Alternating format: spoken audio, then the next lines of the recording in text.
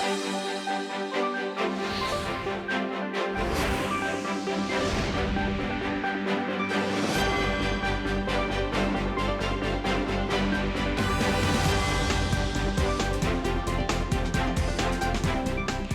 June 14th here in Seoul, and I'm Kim Dami. We begin with these stories making the headlines at this hour, starting with the heated wrangle over comments made by the Chinese envoy to South Korea. President Yoon Suk-yeol says Shin Hae-ming's remarks that South Korea is betting on a U.S. win over China were diplomatically inappropriate. Seoul's top office says it's waiting for Beijing to take appropriate action. U.S. inflation went up at a 4% annual rate last month, the lowest in 2 years. The May figures are raising hopes that the Fed will put a pause to the rate hike cycle. Former U.S. President Donald Trump pleads not guilty to federal charges that he illegally kept classified files at his Florida estate. He's claiming his arrest was politically motivated. Tensions flare up between South Korea and China, sparked by comments by the Chinese envoy to Seoul. President Yoon Suk-yeol weighs in, urging Beijing to step in and take appropriate action. Our Bae-eun-ji leads our coverage this morning. The presidential office says that it's waiting for China to take appropriate measures in response to remarks made by the Chinese ambassador to South Korea, Shin Hae-ming, who last week said that it would be wrong for Seoul to bet on Beijing's defeat, apparently criticizing Seoul's foreign policy leaning towards the U.S.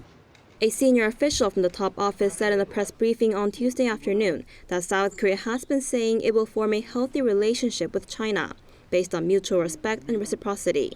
But the Chinese top envoy has made remarks that sound as if this policy is aimed at excluding a certain country. The official also added that a diplomat's role is to focus on boosting relations and abide by the Vienna Convention.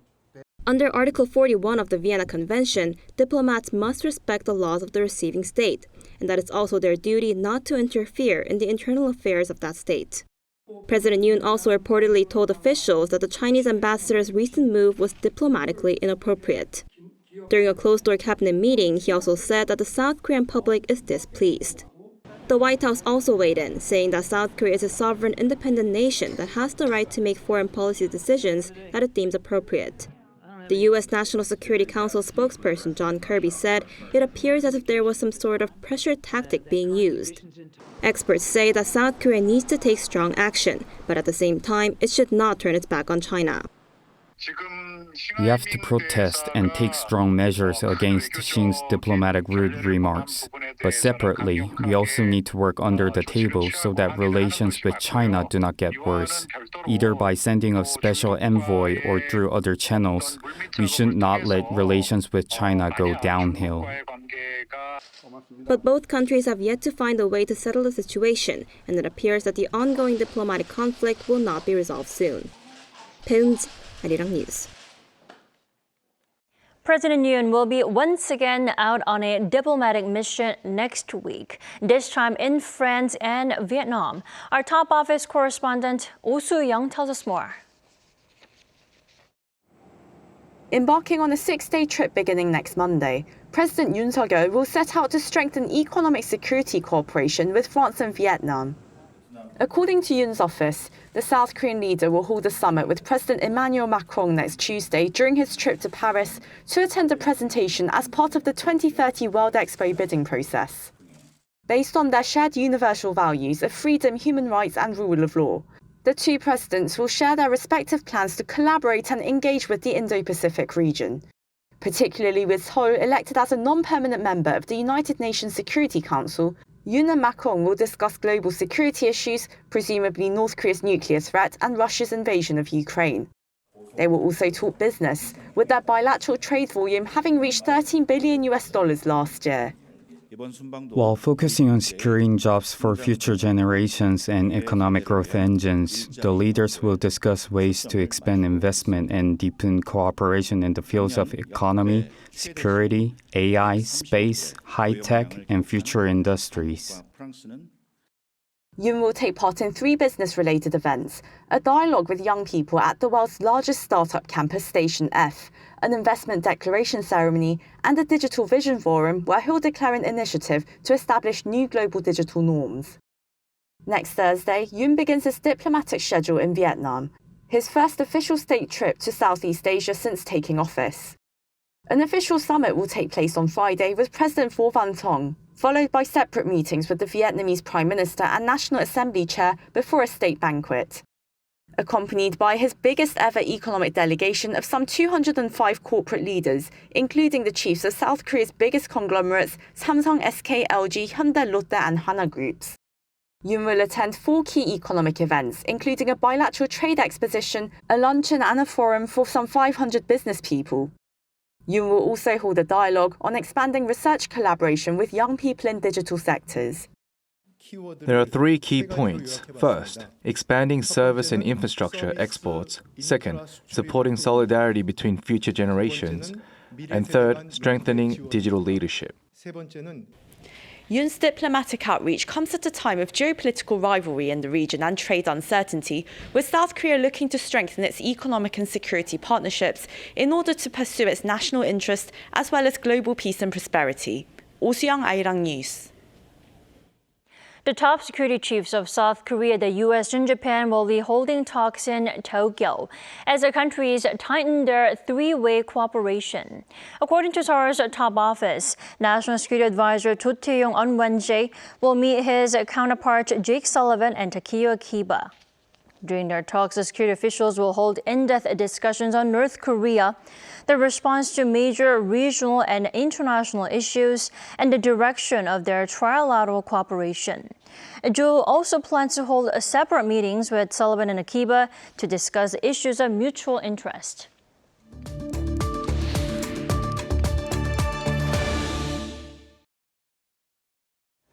3 weeks ago, South Korea's very own space rocket Nuri successfully made it into orbit in its first ever actual mission. It carried 8 small satellites. Let's take a look at where the rocket is and what it's up to with Dr. Kang Sung-ju this morning. Great to have you with us. Thank you for having me. South Korea's Nuri rocket has launched 8 satellites into orbit. Now, how many of them have we contacted and are staying in touch? The Nuri successfully reached the target orbit of 550 kilometers, the orbit used for these satellites, and placed the satellite at a speed of 7.6 kilometers per second. Unfortunately, one of the snipe out of 4 made by the Korean Astronomy of Space Science and Institute failed to eject, leaving a total of 7 satellites in orbit. 6 out of 7 ejected satellites, including the next satellite 2, were able to receive the signal. However, the Justek Cube satellite has not yet received the signal, but because to the nature of the Cube satellite, it is possible that it will be communicated after a long period of the time. Now, then the question is, how long is that long period of time are we talking about? Possibly could be like 4 months, more than a month. Could be like any time, but like we can wait until like at least 3 months by 3 months. So we can be patient at the moment because it's only been 3 weeks, right? Right. Then South Korean authorities now have confirmed that the main satellite, like you mentioned, the next satellite 2, is operating well and nice and safely. It circles the Earth 15 times per day, I hear. Now, what has it accomplished so far and what is its mission?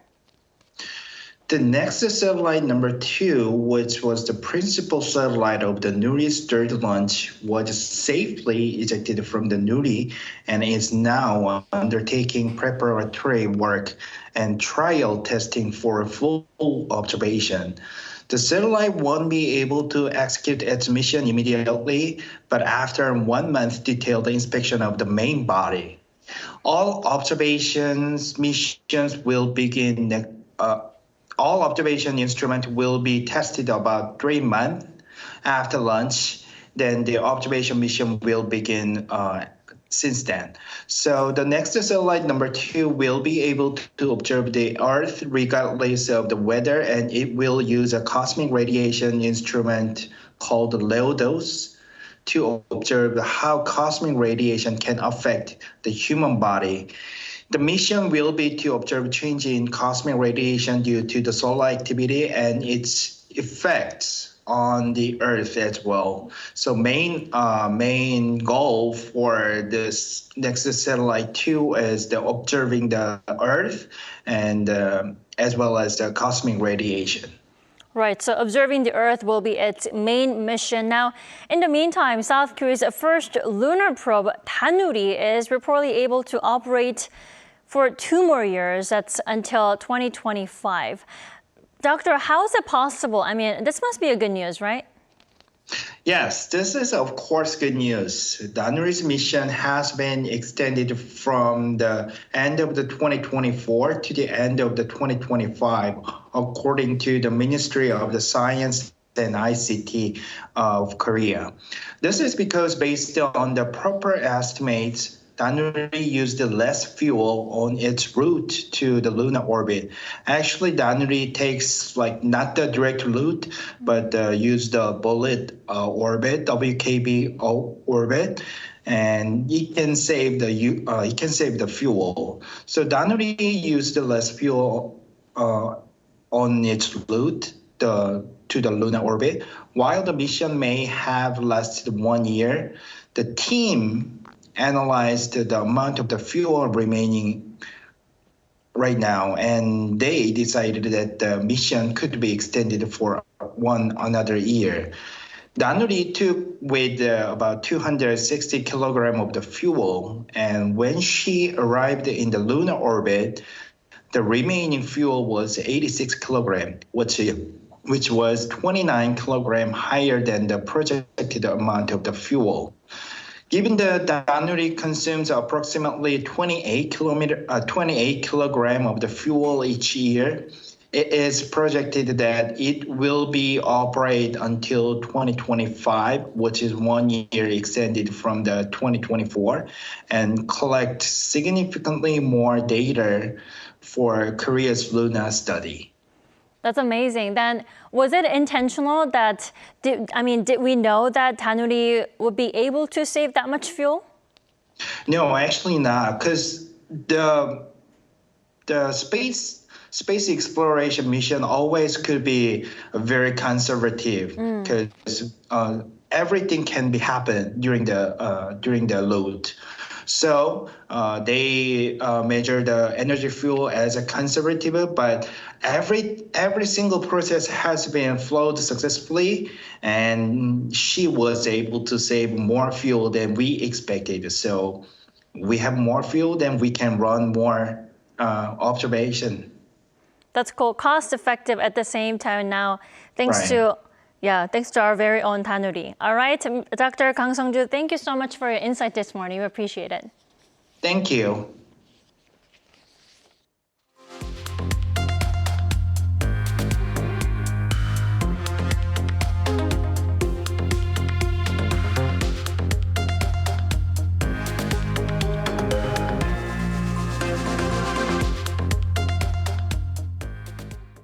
Latest data shows that food and energy price hikes are slowing in the U.S., with the positive inflation news expected to be reflected in the Fed's rate decision on Wednesday. Our Moon Hae-ryun has the details. Consumer prices in the United States show the smallest annual rise in over 2 years, just ahead of the Fed's rate decision. According to the U.S. Labor Department on Tuesday local time, the country's consumer price index in May increased by 4% compared to the same month last year. This is a sharp drop compared to the on-year rise of 4.9% in April.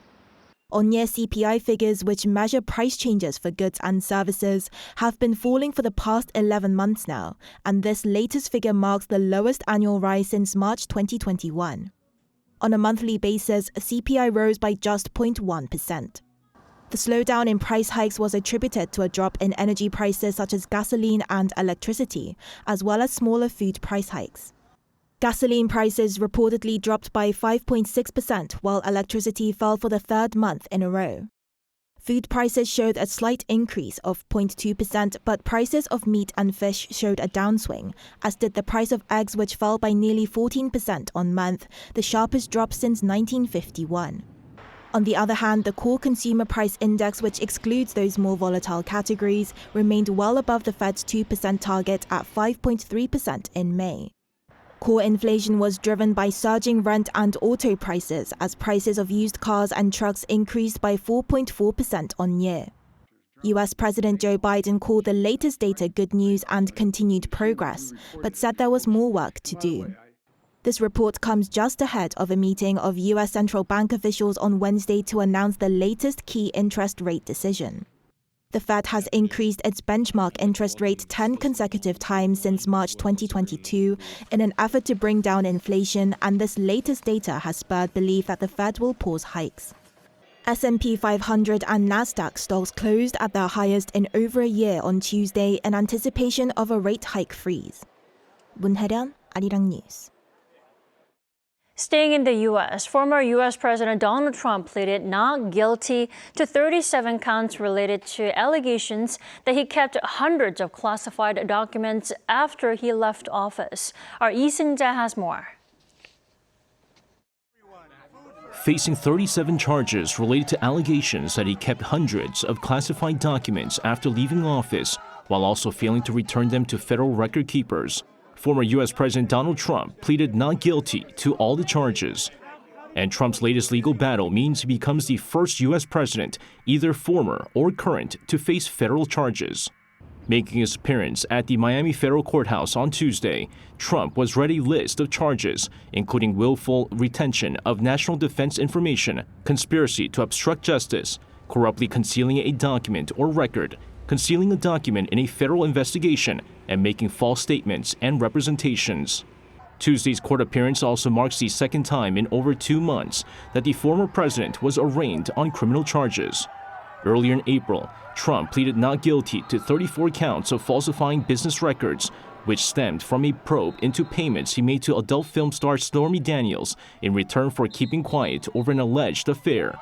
However, this might not be the end of the 45th president's legal troubles, as U.S. Justice Department Special Counsel Jack Smith is also investigating efforts made by Trump and his close allies to overturn President Joe Biden's 2020 election victory. Still, a large number of Trump supporters showed up near the federal courthouse to cheer on the former president, while anti-Trump supporters were also at the scene to protest. Special Counsel Smith said last week that he would be seeking a speedy trial, which, by legal definition, mean proceedings could begin within 70 days. However, legal experts say there are few factors that could push the date back much further. Lee Seung-jae, Arirang News. 44 UN member states have jointly called for a retraction of Russia's plans to deploy tactical nuclear weapons to Belarus, with South Korea among them. The US, the UK, the EU, and Japan were also part of the joint statement made during a meeting of the UN Disarmament Commission on Tuesday. The 44 countries named Belarus an accomplice of Russia's military aggression and urged the country to withdraw the plan. Belarus called the deployment of tactical nuclear warheads a measure of national security that falls within international law. According to Belarusian state media on Tuesday, President Alexander Lukashenko said nuclear weapons will be deployed in several days. June 13th marked the 10-year anniversary of K-pop superstars BTS. In celebration, major landmarks across Seoul were lit up in purple, the group's color. Sebisam Island, Namsan Tower, Seoul City Hall, and Dongdaemun Design Plaza were among the places in purple. Also, since Tuesday evening, Sebisam Island and the Sejong Center have been featuring BTS-themed digital artwork on their outer walls every day except Mondays. Now, both events will continue until Sunday, June 25th.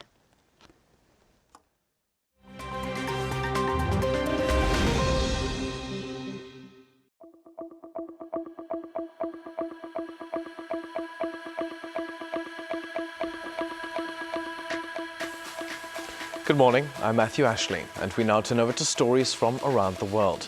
We begin in Ukraine, where at least 11 civilians were killed on Tuesday in the city of Kryvyi Rih following Russia-launched missile strikes. Now, the strikes hit an apartment building and warehouses. Medical authorities say 7 people were killed in the warehouses and 4 in an apartment block. 25 others were wounded. The city attacked is the hometown of President Volodymyr Zelensky, and the attack has drawn condemnation from the Ukrainian leader. On the same day, Russian President Vladimir Putin said that he believes that Ukraine has lost 25 to 30% of its Western-supplied military vehicles since it began its counteroffensive. Speaking during a televised conference, he said that while Russia has lost 50 tanks, Ukraine has lost 160. He also alleged that Ukraine's recent casualties are 10 times greater than those suffered by Russia. Now, turning over to the United Kingdom, a man has been arrested on suspicion of killing 3 people in the city of Nottingham. Police arrested a 31-year-old suspect over the stabbings of 2 19-year-old students on Tuesday morning local time. The suspect then allegedly stole a white van at another location, fatally stabbing the driver, a man in his 50s. That vehicle was then used in an attempt to run over people at a bus stop. 3 people there were injured. Both of the killed students are confirmed to have been students at the University of Nottingham. The motive for the attack is not clear, and counter-terror police are assisting the investigation.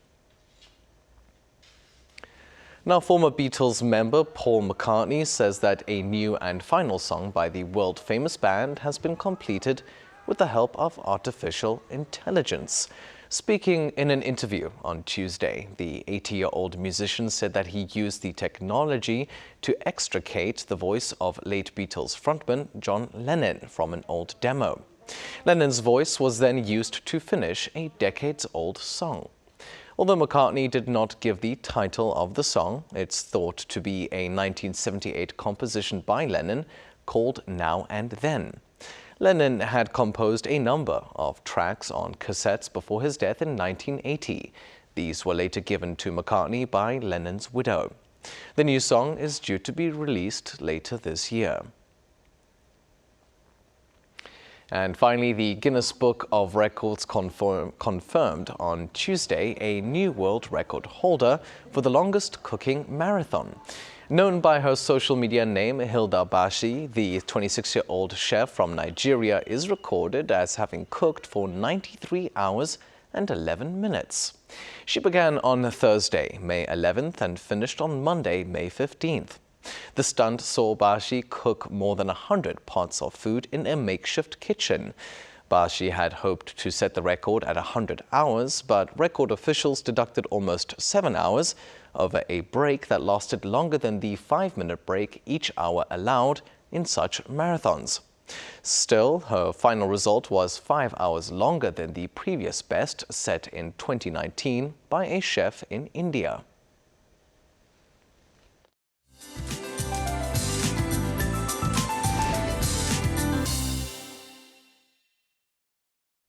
Good morning. We're expecting passing bands of rain. More regions will be getting rain showers and thunderstorms ramping up again with the possibility of hail in eastern parts of the country with 5 to 60 millimeters in the forecast. But again, precipitation will vary depending on the region. But once it starts to rain, will pour down, dropping 30 millimeters an hour. Rain will mainly fall around lunchtime into the evening commute, so please keep an umbrella handy. Morning temperatures are 2 to 3 degrees lower than the same time yesterday with thick fog on bridges near the west coast. Afternoon highs will be similar to Tuesday, hovering in the upper 20s. More passing rain is in the forecast in the eastern parts of the country tomorrow.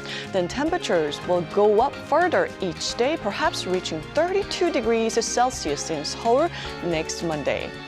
That's Korea for you, and here's a look at the international weather conditions.